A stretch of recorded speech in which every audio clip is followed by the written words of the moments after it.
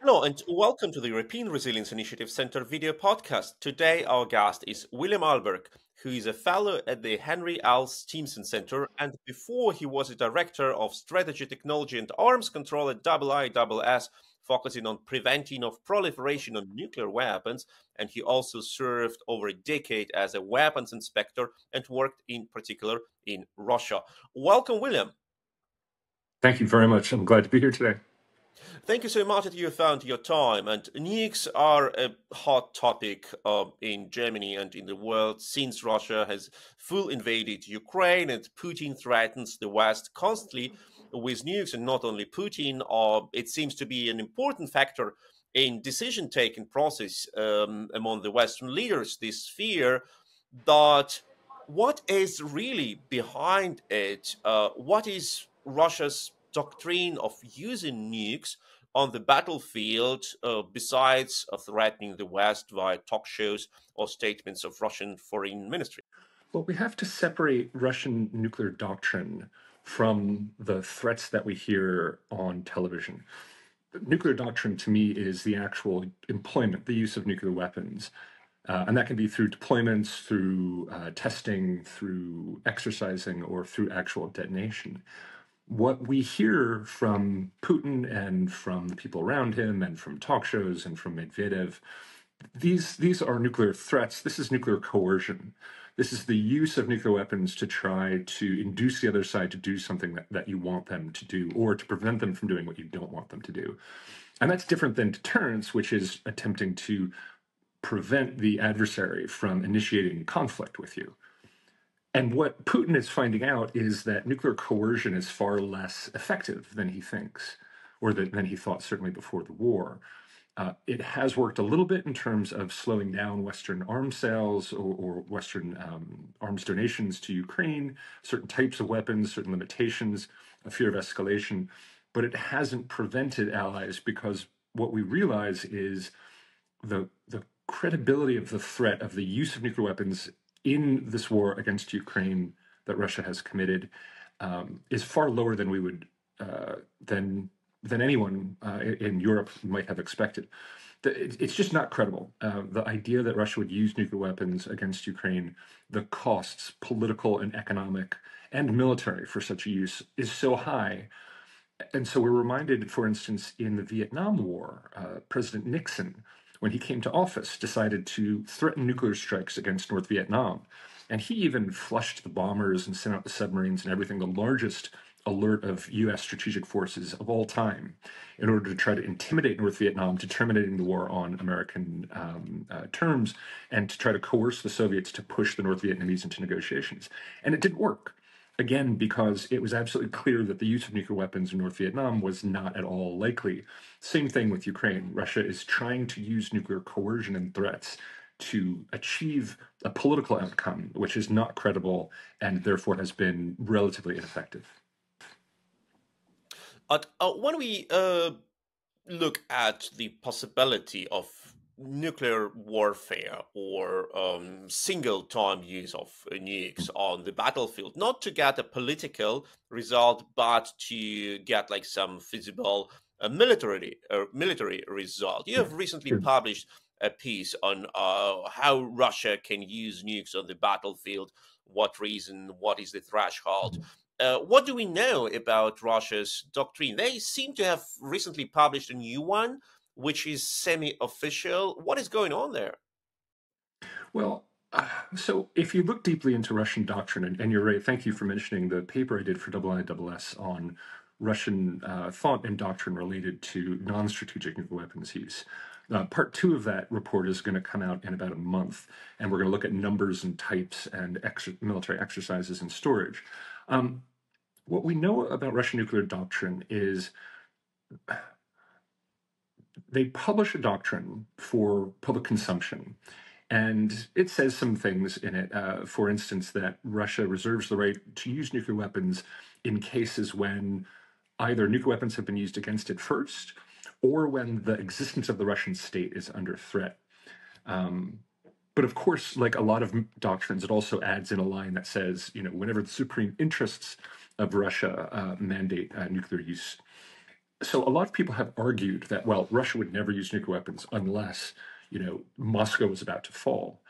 But when you really look into the doctrine very deeply, and you look at the historical roots of Russian nuclear doctrine back in the Soviet era, and you look at everything that you see that's published out there, what you find out is that Russia's nuclear threshold is lower than you might think. For instance, I had the privilege of working with the Financial Times on some classified Russian nuclear documents that they had seen. They've published a few articles about it. There's another article about to come out. And what we saw in those documents is that Russia has the concept of a nuclear warning strike. So even before combat starts between the United States and Russia, Russia contemplates the detonation of a nuclear weapon in order to intimidate the other side out of the conflict. And this is a theme that you see throughout Russian nuclear doctrine. The idea is that they will be willing to go to the next level of a conflict in order to try to get you to sue on their terms, to terminate the conflict on their terms, or to keep a conventional conflict at a certain level. Like, so for instance, if they have a border war, to keep it a border war and to prevent NATO from intervening, or in a war in Europe, to prevent the United States from a full nuclear exchange with the United States. So the idea is that Russia tries to control escalation, to establish what people call escalation dominance, and to prevent the conflict from spiraling out of control, from becoming a conflict where the West might be able to win it. And so you have this idea that Russia will use a certain amount of nuclear weapons at every level, battlefield, theater, or strategic, depending on what they think will win them the conflict. And you did mention before about definitions. I think it's important to say there is a big difference between a tactical nuclear weapon and a strategic nuclear weapon. In my report, I talk about the difference between strategic weapons and non-strategic weapons. Russia itself put a definition of non-strategic nuclear weapons into the NATO-Russia Council for agreement in a glossary of terms.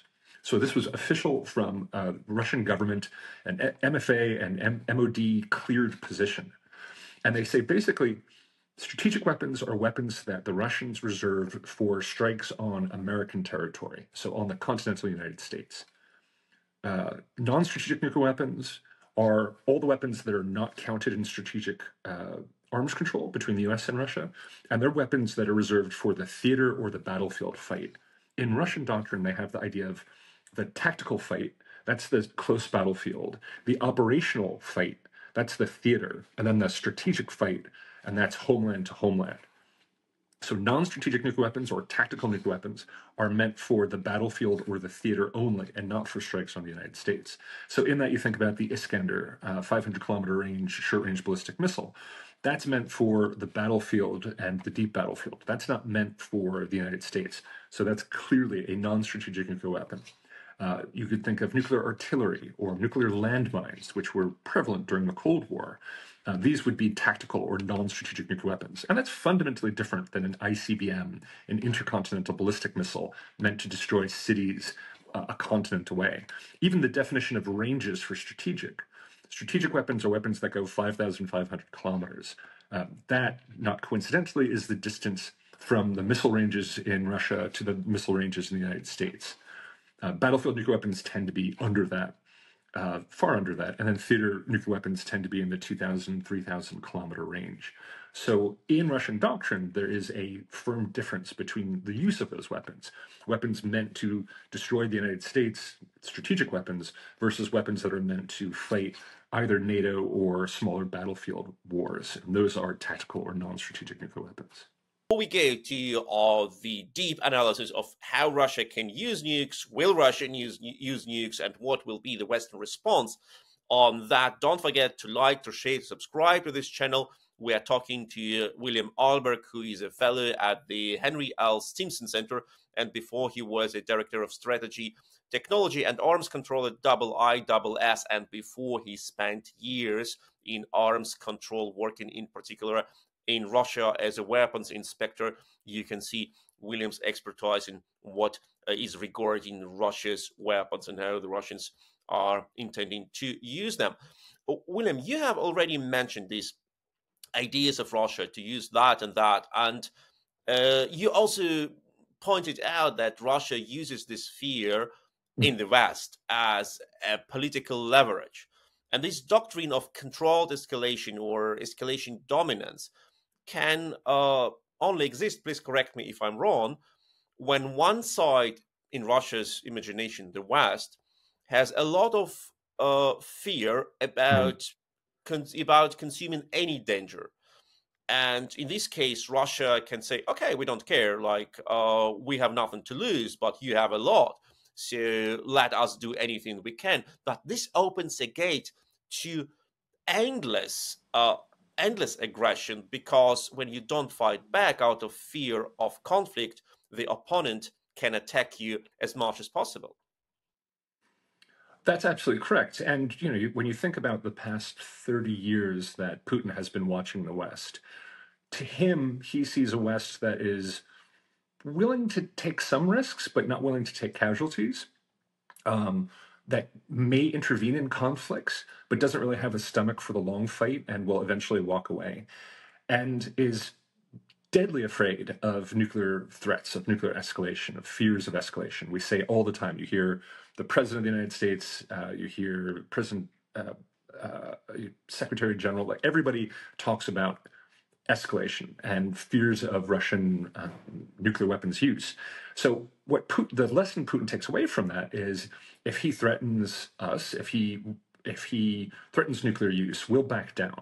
The whole idea of Putin's strategy is how does he get us to internalize inhibition? Some people call this self-deterrence. I don't think that's the right word. It's how can we internalize Russian thinking? It's an old Soviet concept. I'm sure you're well aware of it. Reflexive control. How can he make your choices limited to choices that are only the ones that are acceptable to Putin, rather than all of the choices? So, for instance, when we go into the Ukraine war, supporting Ukraine, immediately the United States says, well, we're not going to do this, this, this, and this. That tells Russia that we're afraid, that we're weak. Whereas if you said all options are on the table, that would send a message back to Russia that, they're not really that intimidated. This debate that we have internally, we can't supply this because Russia might do that. Putin's laughing. We've seen time and time again, when we cross a so-called red line of Russia's, he doesn't escalate any more than this entire conflict, which has been to kill the Ukrainian population. All he does is he makes some bluster and then he backs down, or he just continues with the conflict. So we've given him way too much credit, and this is a learned behavior. We've taught him that we'll back down. We've taught him that we'll be afraid. So really what you have to do is, the best way you always deal with bullies, you have to stand up to them. And quite frankly, he's making non-credible threats. Now, that said, I do think if the United States were to intervene directly in the conflict out of the blue, Russia would be incredibly intimidated by this, and they might escalate in very real ways and try to strike the United States back. But by supporting Ukraine with any type of weapon system that we can, by helping them 100%, I think the risks of any kind of escalation is very small. But even the fact that the West is having this debate proves that Putin is correct. He is able to make us afraid by doing very little other than just making weird statements or having a random exercise. Well, and William, I'm not a fan of the idea that our behavior can bring Putin to do something. More credible looks that our inaction provokes Putin for some actions. We know that the West was always very reluctant. It has never stopped Putin from attacking Georgia, Ukraine in 2014, then Ukraine 2022, Syria, obliterating the whole cities, like reducing them to ash. And it wasn't because the West has provoked him, it was because he knew that he can do it without any consequence. But if we can imagine that the Russians, we know that they are talking constantly about this demonstrative nuclear strike. Recently, they have published another piece on that by a member of the Council on Foreign and Defense Policy, urging to demonstratively strike some non-inhabited area with a nuke. We can imagine that one day they will convince themselves and do it because they would believe it is the way to a victory. But what would be Western response? Will it be a next peace conference, or will it be a retaliatory strike on the Russian forces? I believe, and I mean, based on reading news reports, that the United States has made it clear that the United States would intervene in the conflict if Russia were to use nuclear weapons. And I think that's a credible threat. And again, that's Putin's worst nightmare. He wants to keep this a local conflict between Russia and Ukraine. He doesn't want direct Western intervention. So in a way, using nuclear weapons would create his worst nightmare. I think probably before the conflict, he might have thought that he could get away with terminating the conflict with a nuclear weapon, for instance. But not only the US direct threat of massive retaliation should Russia engage in the use of nuclear weapons in the conflict, but also you have to remember President Xi of China and President Modi in India have both said publicly that they don't want to see nuclear weapons involved in this conflict. And obviously, they're not talking about Ukraine and they're not talking about the US, they're talking about Russia. And quite frankly, if India and or China turn on Russia, then it's game over for Putin. And, Putin values power. He values money. If China and India cut off trade, enforce sanctions, Russia's economy is done. And he knows that. So again, I think he was testing the waters. He was trying to see how far he could go in nuclear coercion, how much could he threaten nuclear strikes, did he have all the options and all the freedom? And what he's learned through this conflict is that nuclear coercive tool is working less and less and less, and the threats to the things that he really cares about are getting a little bit louder. So, which is why I think you see a relatively modulated nuclear threshold. Again, it's not going to stop Russia from trying to use this tool. And you mentioned the debate that's happening within Russia, led by Sergei Karaganov, but joined by Dmitry Trenin. All these papers about why isn't nuclear deterrence working? They're not talking about deterrence. They're talking about nuclear coercion. Why isn't Russia getting everything they want?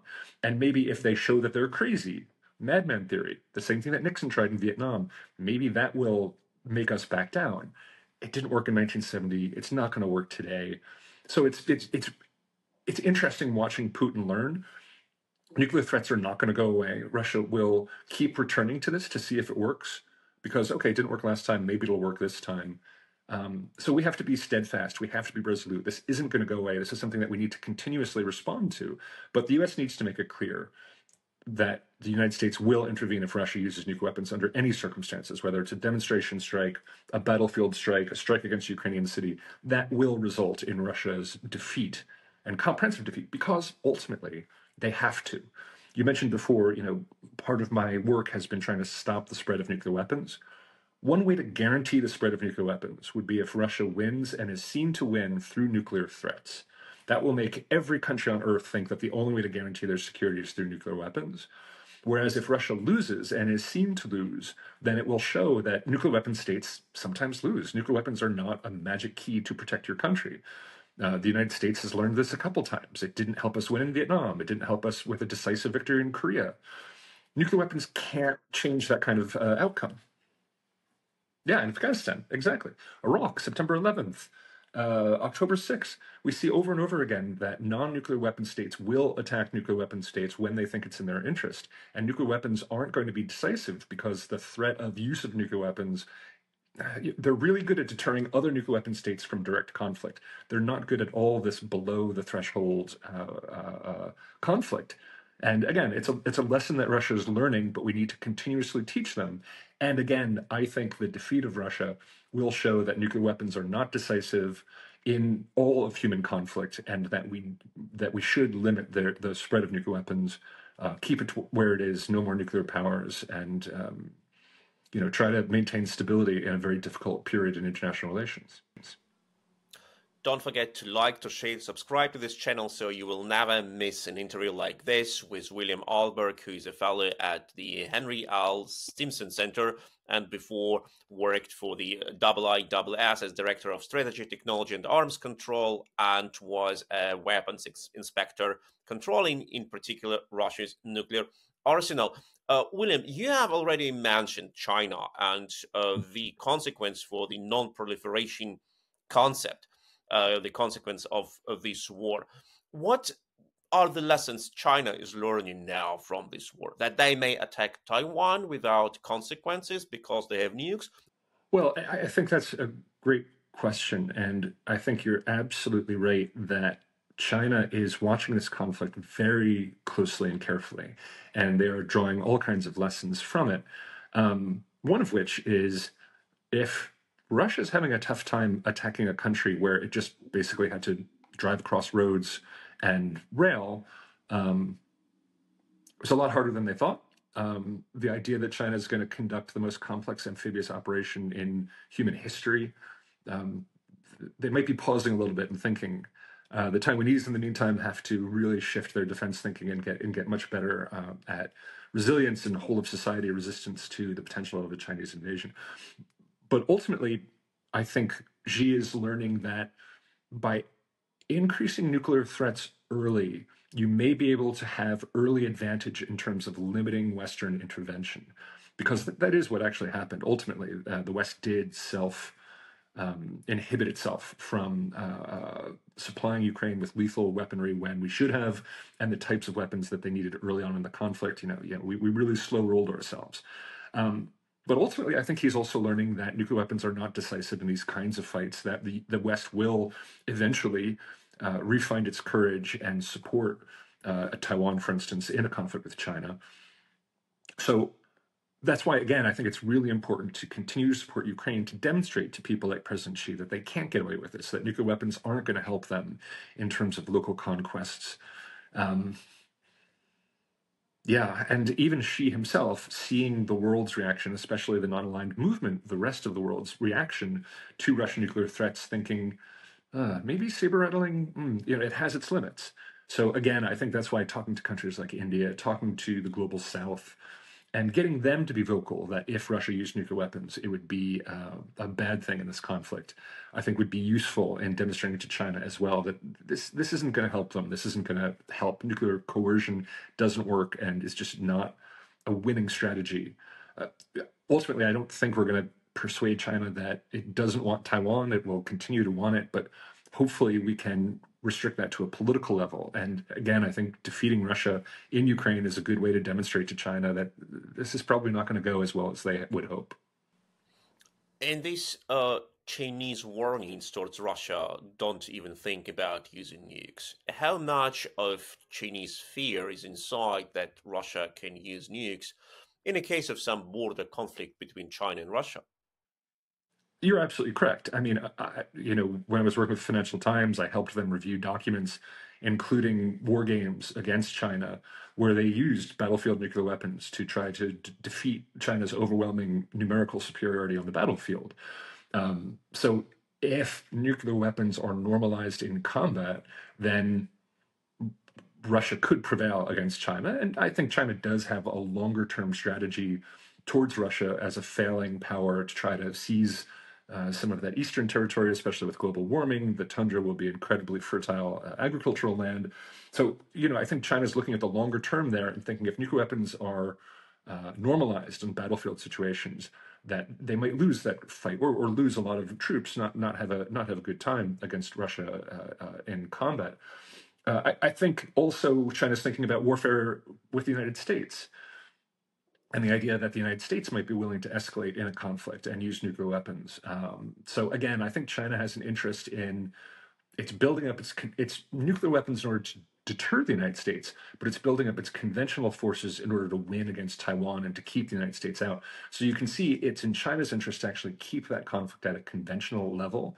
So again, I think that the Chinese calculus, they're watching all this. They're not seeing these nuclear threats as being as effective as they might have been. They're seeing the nuclear threats as being destabilizing and not really winning over hearts and minds around the world, and certainly that it's bolstering Ukrainian resistance. So I think their big takeaway so far is, again, you might be able to use nuclear threats early to keep the West off guard or to diminish their ability to support Taiwan. But in the longer term, nuclear coercion isn't really useful. And you're absolutely right. I mean, I think Russia really does think, and if you look at where they store their nuclear weapons, they think about nuclear war fighting against China because otherwise they would lose. And, you can imagine in that conflict, China wants to win at the conventional level. So keeping nukes out of the fight in Ukraine is actually in China's interest. how do you think non-proliferation and arms control will look after this war? So we will have like several problems after this war. First is the control of Russia's nuclear arsenal. If Russia will be defeated, the question, or not, when Russia will be defeated, the question will arise what to do with the nukes. Russia was the first state in the world history which used nuclear blackmailing that intensively. It needs to be somehow controlled. How? I have no idea. And the second question will be what to do with all the states which would say, okay, we have seen that the nukes, maybe they don't help ultimately, but they make life easier. Why not to create more nukes or to get access to nukes? What are the answers to these two challenges? So, you can imagine when the war in Ukraine ends, hopefully with Ukrainian victory, but regardless of how it ends, Russia is going to want to take time and rearm itself. So you can imagine that Russia will move from disruption, it's a disruptive state right now, into status quo to try to hold on to either its gains in Ukraine or its relative position in the world if it loses in Ukraine. And when a state is in a status quo mindset, arms control is actually a good way of bolstering your security and hedging your bets basically against arms races with your adversary. So you can imagine a phase where Russia will be interested in arms control, but basically to try to use that to rearm itself so that it can do it again. If it doesn't win comprehensively in Ukraine, it'll rearm so that it can attack it again. This conflict, you and I both know, this is not a one-off. This is a long-term project. It's a forever war between Russia and Ukraine, and the only real way to guarantee Ukraine's peace is for Ukraine to be a full member of NATO. It's the only way we can prevent Russia from attacking again.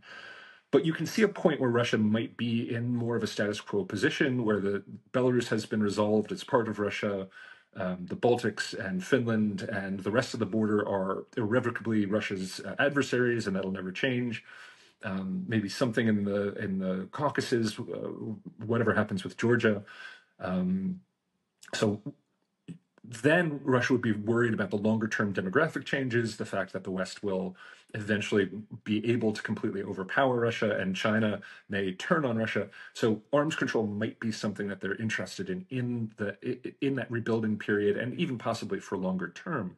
But the question, as you point out then, is, all right, how do we ensure that the lesson for every country around the world is that your own nuclear weapons are not a panacea? Having nuclear weapons is not a panacea. It doesn't solve all of your problems. It doesn't mean you win in all conflicts. And I think the way to do that is, again, to show that Russia did not triumph, to show that Russia was defeated, to show that Russia tried to use nuclear threats as, the Wunderwaffe that was going to win them all the prizes, and it didn't. It ended up being hollow threats that actually turned the world against them and helped, in the end, galvanize support that ended Russia's war against Ukraine.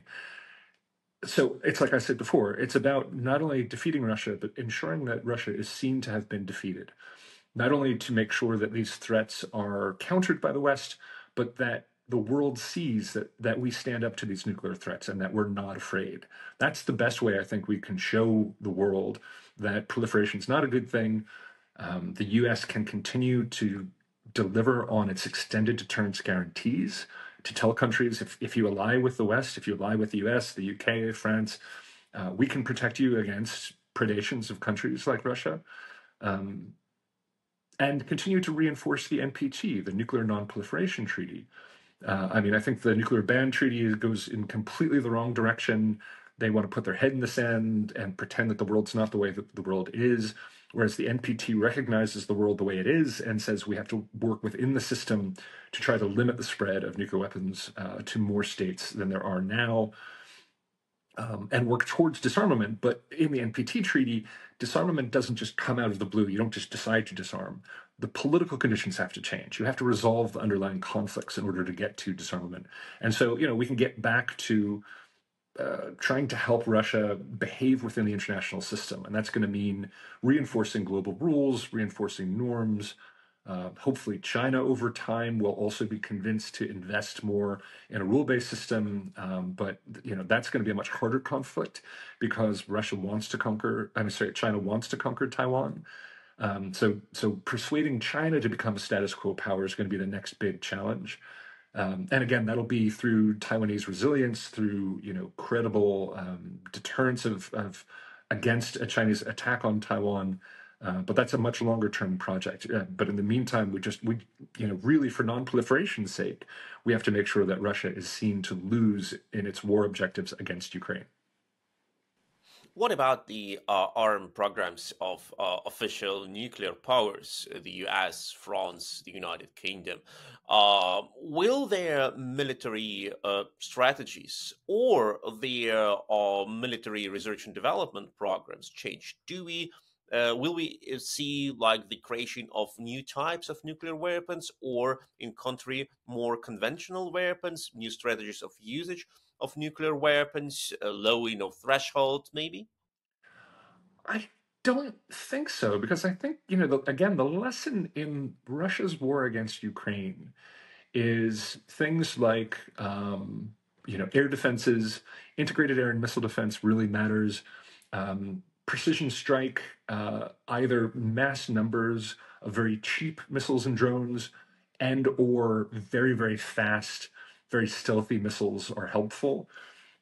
But the age of like the Tomahawk of the subsonic unstealthy missile, the KH-101 and KH-102 is probably, it's not over, but it's certainly not going to be the primary weapon for interstate conflict in the future.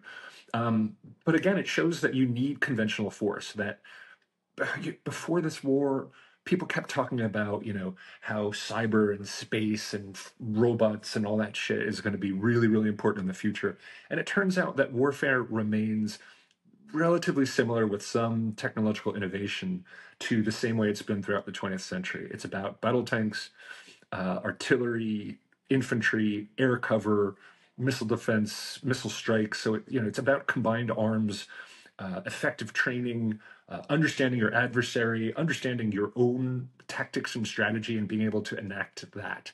That's not going to change. And nuclear weapons are just, even if we were seeing battlefield use of nuclear weapons, I don't think it would have this kind of decisive effect. And then the political fallout is so massive. So, if I'm a military expert coming out of this war, the answer isn't let's build new types of nuclear weapons. The answer is let's build better, smarter conventional forces. Let's do better training and exercising. Let's really understand what the battlefield looks like today, how innovations are impacting battlefield tactics tomorrow, and let's plan on better defenses to prevent countries like Russia from thinking they can attack, better capabilities in order to defeat adversaries. But I don't see nuclear weapons as adding that extra veneer. So I don't think there's going to be a lot of research in new nuclear weapons. The big question for me is whether Russia, in order to sort of stabilize its security in the future, might return to older types of nuclear weapons like nuclear landmines or nuclear artillery, as they really start to fear losing territory in the future. Because I do think the longer term Russian prospects are not good in terms of demographics, in terms of economics. And so, I am curious to see whether they return to older concepts. But as far as new, any nuclear physicist will tell you there's not much new under the sun in terms of nuclear weapons. There's not much gain to be had there. So I don't think we're going to see brand new types of nuclear weapons that are, qualitatively or quantitatively different than what we see today. And that is, of course, a lesson that stable political society and capable army and societal resilience are key elements of any war, of winning any war, and to resist any enemy. We have talked to William Alberque, who is a fellow at the Henry L. Stimson Center, and before he was a director of strategy, technology, and arms control at IISS, and spent over decades working in arms control area, also as a weapons inspector, in particular in Russia. Thank you so much, William, for this insightful interview.